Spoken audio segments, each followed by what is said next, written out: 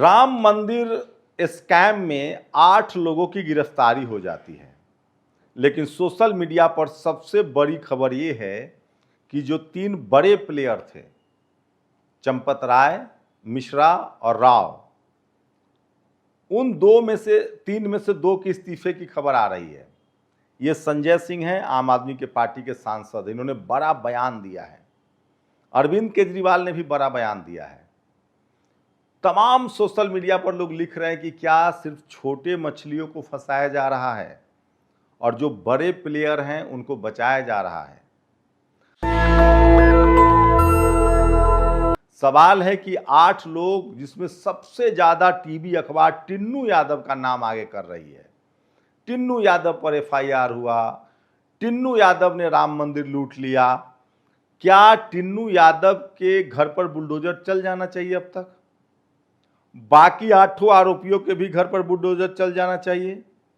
और पूरे देश को पता है कि ट्रस्टी में सबसे हेड जो थे वो चंपत राय थे। तो क्या चंपत राय जनरल कैटेगरी के हैं, आरएसएस से जुड़े हैं, विश्व हिंदू परिषद से जुड़े हैं, इसलिए उनको बचाया जा रहा है? सवाल बहुत सारे चंपत राय पर भी उठ रहे हैं। कागभूषणी, ये तस्वीर देखिए, ये तस्वीर में साफ है कि ये सारी कागभूषणी जो है वो चंपत राय को दी गई थी। तो चंपत राय, ये कागभूषणी गायब हुआ। चांदी की ईंटों की ये तस्वीर चंपत राय को दी गई, ये गायब हुआ। तो तमाम सोशल मीडिया पर लोग लिख रहे हैं कि ये सिर्फ खाना पूर्ति है और छोटे लोग जो 15,000 18,000 पर काम करते थे, बाकायदा 70-72 बार चोरी हुई है, उन सबको जेल में डाल दिया गया है। हो सकता है कि उनको सजा भी दी जाए। और टिन्नू यादव का तो बचना नामुमकिन है, क्योंकि सारा टीवी अखबार के मुताबिक ट्रस्टी का ऐसा लगता है जैसे चंपत राय नहीं, टिन्नू यादव ट्रस्टी है। तो सवाल है कि क्या चंपत राय की कोई जिम्मेदारी बनती है कि नहीं? ये संजय सिंह का बयान सुनिए। नमस्कार, जय हिंद साथियों। अरविंद केजरीवाल जी कल अयोध्या आए प्रभु श्री राम का दर्शन करने के लिए। जब वो आए तो उसके बाद आनन फानन में एफआईआर लिखी गई, कुछ छोटी मछलियों के खिलाफ, कुछ मामूली चोरी में पकड़े गए लोगों के खिलाफ। लेकिन जो डकैत हैं वो अभी भी बचे हुए हैं, जो माफिया हैं वो अभी भी बचे हुए हैं, जिनको मोदी जी ने यहां पर बिठाया है वो अभी भी बचे हुए हैं। क्या कार्रवाई हुई चंपत राय के खिलाफ? क्या कार्रवाई हुई गोपाल राव के खिलाफ? क्या कार्रवाई हुई अनिल मिश्रा के खिलाफ? और आज मैं देख रहा हूं कि योगी आदित्यनाथ जी अरविंद केजरीवाल जी के खिलाफ बयान दे रहे हैं। अरे हम लोगों के खिलाफ बयान देने से क्या हो जाएगा? केजरीवाल जी के खिलाफ बयान देने से क्या होगा? आपको तो कार्रवाई करनी चाहिए इन चोरों के खिलाफ। चंदा चोरों को पकड़ के जेल में डालना चाहिए। आप अपना काम नहीं कर रहे हैं, आप केजरीवाल के खिलाफ बोल रहे हैं। तो मुझे लगता है कि प्रभु श्री राम के मंदिर में जो लूट हुई है, जमीन खरीद के नाम पे दान पात्र की लूट हुई है, निर्माण कार्यों में लूट हुई है, इन सभी की गहनता से जांच करा के सारे बड़ी मछलियों को, सारे ये माफियाओं को, सारे ये मोदी के द्वारा बैठाए गए लोगों को जेल में डालना पड़ेगा, इनको जेल भेजना पड़ेगा, और तभी इस पूरे प्रकरण का खुलासा हो पाएगा और सच्चाई पूरी तरह से सामने आ पाएगी। जय हिंद। अब इससे आगे निकलते हैं। पूरे देश में सोशल मीडिया पर आज सबसे जो बड़ी खबर है वो चंपत राय हैं। राम मंदिर में चोरी का मामला है और सोशल मीडिया ही सच्चा मीडिया है, सोशल मीडिया ही बहुजन मीडिया है। तो सोचिए किस तरह से जो आरएसएस के लोग हैं वो कह रहे हैं कि देखिए हम कितने ईमानदार हैं, कितने अच्छा है, इस्तीफा हो गया है। लेकिन हर्षवर्धन त्रिपाठी ने, जो कि बड़े करीबी हैं सरकार के, चंपत राय और अनिल मिश्रा ने अभी तक त्याग पत्र नहीं दिया है। यह जानकारी मुझे अभी थोड़ी देर पहले चंपत जी के नजदीकी व्यक्ति ने दी। अब यह मामला और कठिन होता दिख रहा है। तो चंपत राय ने कोई इस्तीफा नहीं दिया है। अयोध्या के पूर्व विधायक और मंत्री पवन पांडे का कहना है कि छोटी मछलियों का शिकार हो गया है, मगरमच्छ सब बच निकले हैं। इस तरह की खबरें लिखी जा रही है। तो राम मंदिर की जो खबर है वो सबसे बड़ी खबर है। राम मंदिर चढ़ावा चोरी मामले में एफआईआर को लेकर जब आप सांसद संजय सिंह से सवाल किया गया तो उन्होंने कहा चंपत राय का नाम है कि नहीं, मुख्य आरोपी तो वही है, पहले पता कर लीजिए कि उनका एफआईआर में नाम है या नहीं, अनिल मिश्रा का नाम है या नहीं, गोपाल राव का नाम है या नहीं।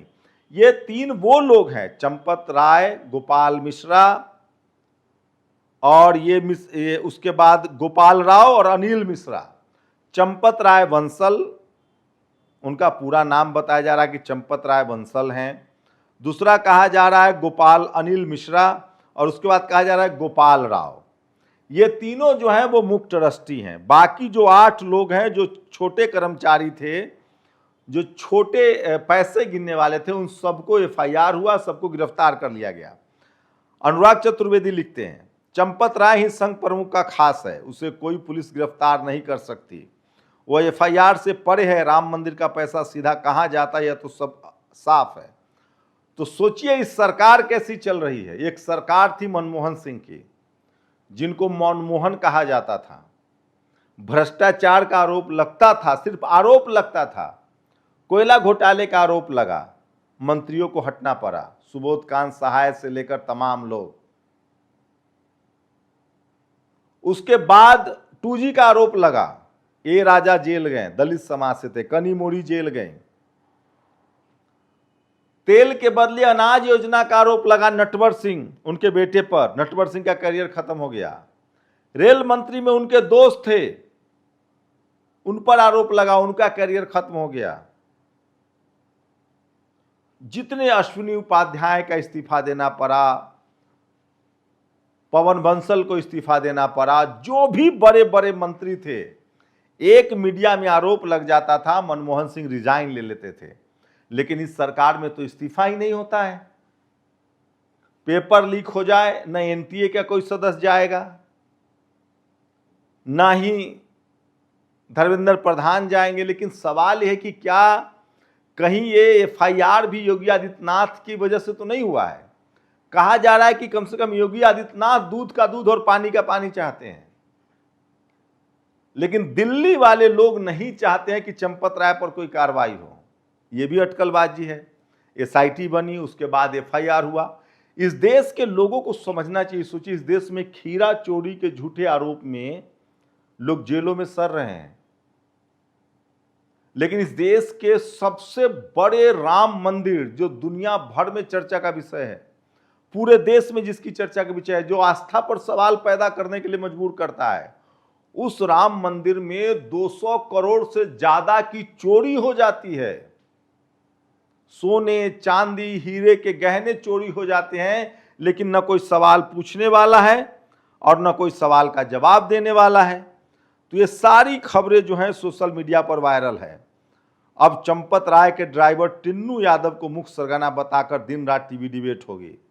जब मामला ठंडा हो जाएगा तो टिन्नू यादव को क्लीन चिट दे दी जाएगी, क्योंकि ये चंपत राय का दाहिना हाथ है। इस तरह ट्रस्ट के डकैत भी बच जाएंगे और सारे सदस्य भी बच जाएंगे। करोड़ों रुपए, सोचिए। तो ये सबसे बड़ी खबर है। चंपत राय और अनिल मिश्रा ने राम मंदिर ट्रस्ट से इस्तीफा दिया, इस तरह की खबरें आ रही थी, लेकिन लोग कह रहे हैं कि चलो क्या होगा। तो ये सबसे बड़ी खबर है। दूसरी सबसे बड़ी खबर है, सोचिए, यह है सदगुरु। 1 रुपए में 99 साल के लिए कई एकड़ जमीन इनको बिहार सरकार ने दिया है। इतना ही नहीं, पटना के एक शमशान घाट को, जो 80-85 करोड़ में शमशान घाट बनाया, वो भी इनके ईसा फाउंडेशन को दिया गया है। हर शव जलाने का 3500 रुपया फाउंडेशन लेगा। तो सोचिए, सदगुरु जो हैं वो शव जलाने के बिजनेस में आ गए हैं। एक से एक बाबा लोग प्रकट हो रहे हैं। बाबा लोग पहले प्रवचन देते थे, कह देते कि साधुओं के पैकेट में, साधुओं को ड्रेस में पैकेट नहीं होता है। अब एक से एक व्यापारी हो गए हैं। इसीलिए एक बड़े पत्रकार, उन्होंने पूछा, करोड़ों रुपए की जमीन 1 रुपए में 99 साल के लिए लीज पर कैसे मिलता है? किसी को जानकारी हो तो बताएं। तो सदगुरु के ईसा फाउंडेशन को, सोचिए, करोड़ों रुपए की जमीन मिली है और पटना का शमशान घाट भी मिल गया है, जो 80 करोड़ में डेवलप हुआ था। 3500 रुपए प्रति शमशान घाटे लेंगे। और ये सोशल मीडिया पर सबसे बड़ी खबरें वायरल हो रही है। ये अंजना ओम कश्यप है। एक फ्रेम स्क्रीनशॉट में देखिए, एक ही शख्स हर प्रोग्राम में खड़ा रहता है। मैं उस पर आगे बताता हूं कि टीवी अखबार का गोरख धंधा। टीवी में ज्यादातर जनरल कैटेगरी के पत्रकार, जनरल कैटेगरी के संपादक, जनरल कैटेगरी के रिपोर्टर, जनरल कैटेगरी के मालिक हैं। साथ ही वहां जो दर्शक बुलाए जाते हैं वो सब जनरल कैटेगरी के होते हैं। एक भी SC ST OBC को मौका नहीं दिया जाता। ये सबसे बड़ा खेल है, इस देश के समझना चाहिए। वहां रिपोर्टर, पत्रकार, टीवी मालिक, विज्ञापनदाता और दर्शक सबकी एक जाति है। अब धीरे धीरे इस देश के बहुसंख्यक आबादी, दलित, पिछड़ा, किसान, आदिवासी, अल्पसंख्यक जो हैं वो टीवी अखबार को देखना छोड़ रहे हैं। इसलिए अब इन लोगों का जो रेटिंग है वो लगातार गिर रहा है। तो ये तमाम बड़ी खबरें हैं जो सोशल मीडिया पर वायरल है, और इसलिए मैं कह रहा हूं कि सोशल मीडिया ही सच्चा मीडिया है, सोशल मीडिया ही बहुजन मीडिया है। और ये तीनों विधायक हैं अखिलेश यादव का राम मंदिर के विरोध के आरोप लगाकर पार्टी से बगावत किए थे। ये तीनों जनरल कैटेगरी के विधायक हैं, लेकिन इन तीनों ने कुछ भी नहीं बोला। कब, किस मुद्दे पर? जब राम मंदिर में चोरी हुई। राम मंदिर में 70 बार चोरी हुई, CCTV से खुलासा हुआ है। तो ये सबसे बड़ी खबर है। और इसी बीच में सोचिए, ये देश भर में सोशल मीडिया न होता तो इस खबर को भी दबा दिया जाता, लेकिन शुक्र मानिए कि सोशल मीडिया है, इसलिए खबरें नहीं दब रही है। और धीरे धीरे ही सही जनता जो है वो सवाल पूछ रहा है। तो आज की जो सबसे बड़ी खबर, और जाते जाते इस देश को लूटने वाले लोगों का नाम सुनिए। तेलंगाना में तहसीलदार का वेतन तकरीबन 80,000 से 1 लाख रुपए के बीच होता है। तेलंगाना की तहसीलदार टी सुचारिता के घर से ACB की रेड में 5 करोड़ रुपए कैश मिला है। ACB की इस महिला तहसीलदार ने गांव में 3 एकड़ जमीन और हैदराबाद में 3 आलीशान प्लॉट के कागजात मिले हैं। तो इस देश को लूटा जा रहा है। और टीवी अखबार कॉकरोच जनता पार्टी, चैनल 1, आज तक 6 अलग अलग दिन, अलग अलग शो और एक व्यक्ति, पूरी भीड़ पर एक बार, हर बार अंजना ओम कश्यप इसे चुन लेती हैं, माइक लगा देती हैं। तो टीवी अखबार में पत्रकार हो, संपादक हो, रिपोर्टर हो, मालिक हो या विज्ञापनदाता हो, या वहां बैठा दर्शक हो या देखने वाले लोग हो, सबका जो सबसे बड़ा कनेक्शन है वो जातीय कनेक्शन है। और FIR में जिनका नाम है वो सुनिए, लवकुश मिश्रा, अनुकल्प मिश्रा, अविनाश शुक्ला, करुणेश पांडे, सुभाष चंद्र श्रीवास्तव, रामानंद, शंकर टिन्नू, मनीष। तो 8 लोगों की गिरफ्तारी हो गई है। आप लोग बताइए कि क्या बड़ी मछलियों को बचाया जा रहा है, छोटी मछलियों को फंसाया जा रहा है? ये सबसे बड़ी खबर है जो सोशल मीडिया पर वायरल है। और चंद्रशेखर आजाद ने आरोप लगाया है कि पटना में जो 7 जजों की नियुक्ति हुई है हाई कोर्ट में, उसमें डाइवर्सिटी का SC ST OBC के जज नहीं है। अनुसूचित जाति, अनुसूचित जनजाति, OBC, धार्मिक अल्पसंख्यक समुदाय से योग्य एवं अनुभवी अधिवक्ता उपलब्ध होने के बावजूद नियुक्ति में उनकी भागीदारी नहीं है। चलिए, देर सवेर ही सही, कोई तो बोला। ये वो खबरें हैं जो बिना मिर्च मसाला के, इसे प्लीज देखिए, यह आपके भविष्य के लिए है, देश के लिए है। शुक्रिया। नेशनल दस्तक की आपसे गुजारिश है कि अगर इसको बचाना चाहते हैं तो नेशनल दस्तक को सब्सक्राइब करने के लिए रेड कलर के सब्सक्राइब बटन को दबाएं, फिर बेल आइकन की घंटी दबाएं। नेशनल दस्तक को बचाने के लिए बहुत जरूरी है कि हर खबर को शेयर करें, लाइक करें, कमेंट जरूर करें।